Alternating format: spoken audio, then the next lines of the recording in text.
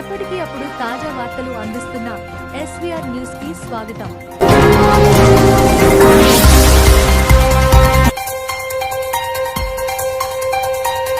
Asterisk 2025 seeds బిల్లును రద్దు చేయాలని రైతు వ్యవసాయ కార్మిక సంఘం ప్రజా సంఘాలు డిమాండ్ చేశాయి.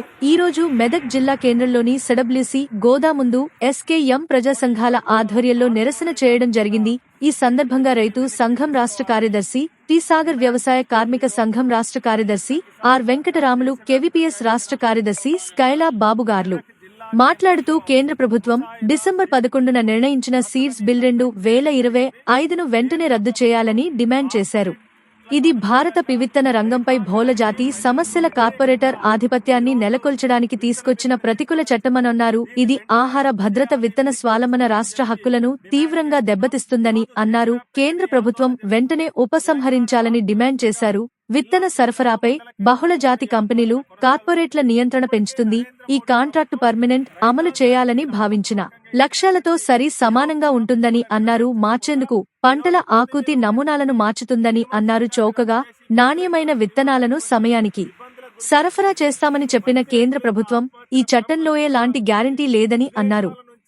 భద్రత, రైతుల ఆర్థిక భద్రత, లాభదాయకమైన వ్యవసాయ చట్టం లక్ష్యంగా ఉండాలని గుర్తు చేశారు. దురదృష్టవశాత్తు మోడీ ప్రభుత్వం దీన్ని పూర్తిగా నిర్లక్ష్యం చేసి భారత వ్యవసాయ భవిష్యత్తుకు ప్రమాదాన్ని తెచ్చింది అని ఆవేదన వ్యక్తం చేశారు. ఈ కార్యక్రమంలో జిల్లా నాయకులు, వ్యవసాయ కార్మిక సంఘం జిల్లా కార్యదర్శి కె మల్లేశం, రైతు సంఘం గౌరయ్య, కెవిపిఎస్ నాయకులు అశోక్, శేఖర్, లచ్చ గౌడ్, నరేందర్, గ్రామంలో యశోద, దుర్గ, కవిత తదితరులు పాల్గొన్నారు. ఆస్టరిస్క్ మోడీ ప్రభుత్వ కార్పొరేట్ అనుకూల సీడ్ బిల్లుని వెనక్కి తీసుకోవాలని డిమాండ్ చేస్తూ ఈరోజు సంయుక్త కిసాన్ మోర్చా దేశవ్యాప్తంగా ఇచ్చిన పిలుపులో భాగంగా మెదక్ జిల్లా కేంద్రంలో ముసాయిదా సీడ్ బిల్లు ప్రతులని దగ్ధం చేయడం జరిగింది. కేంద్ర ప్రభుత్వం కార్పొరేట్లకు అనుకూలంగా రైతాంగానికి, ప్రజలకు వ్యతిరేకంగా ఈరోజు విత్తన బిల్లుని తీసుకొని వచ్చింది. దీన్ని వెంటనే రద్దు చేయాలి, వెనక్కి తీసుకోవాలని చెప్పి డిమాండ్ చేస్తున్నాం. ఈరోజు దేశవ్యాప్తంగానే ఈ ఆందోళన జరుగుతుంది.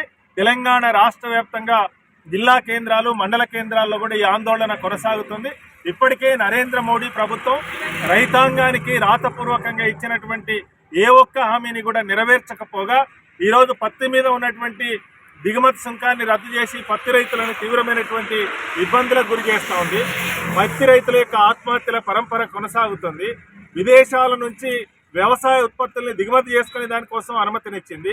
మరోవైపు విద్యుత్ సవరణ బిల్లును తీసుకురావడం ద్వారా విద్యుత్ని ప్రైవేట్ శక్తులకు కట్టబెట్టే దానికోసం ఈరోజు ప్రయత్నం చేస్తోంది. బడా కార్పొరేట్ శక్తులకు విద్యుత్తుని కూడా కట్టబెట్టే దానికోసం ప్రయత్నం చేస్తుంది. సంయుక్త కిసాన్ మోర్చా డిమాండ్ చేస్తుంది 300 యూనిట్ల వరకు ప్రతి కుటుంబానికి ఉచితంగా ఇవ్వాలని చెప్పి డిమాండ్ చేస్తుంది. ఈ డిమాండ్లను పట్టించుకున్నటువంటి నరేంద్ర మోడీ ప్రభుత్వం విత్తనాల్ని కూడా బడా కార్పొరేట్లకు, స్వదేశీ, విదేశీ కార్పొరేట్ సంస్థలకు కట్టబెట్టే దానికోసం ప్రయత్నం చేస్తుంది.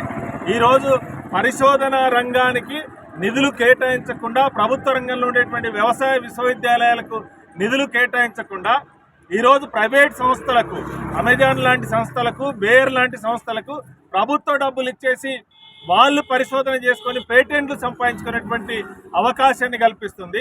ఈరోజు విత్తనాల్లో వైవిధ్యం ఉంది, ఫెడరల్ వ్యవస్థ ఉంది, రాష్ట్రాల యొక్క హక్కులు, రాజ్యాంగంలో ఉన్నటువంటి హక్కుల్ని కూడా హరించేటువంటి విధంగా ఈరోజు కేంద్ర ప్రభుత్వం వ్యవహరిస్తుంది. అందుకనే ఈ కేంద్ర సీడ్ బిల్లుని ఉపసంహరించుకునేంత వరకు దేశవ్యాప్తంగా 500 రైతు సంఘాల భాగస్వామ్యంతో ఉండేటువంటి సంయుక్త కిసాన్ మోర్చా ఇచ్చినటువంటి పిలుపులో తెలంగాణ రాష్ట్రంలోని రైతు సంఘాలు, వ్యవసాయ కార్మిక సంఘాలు, ప్రజా సంఘాలు అందరూ కూడా భాగస్వాములు కావాలని కోరుతున్నాం. ఈ రాష్ట్రంలో అధికారంలో ఉన్నటువంటి కాంగ్రెస్ పార్టీ కూడా దీన్ని వ్యతిరేకంగా నిలబడాలి. ప్రతిపక్షంలో ఉన్నటువంటి బీఆర్ఎస్ ప్రభుత్వం కూడా దీనికి వ్యతిరేకంగా నిలబడాలని చెప్పి కోరుతున్నాం.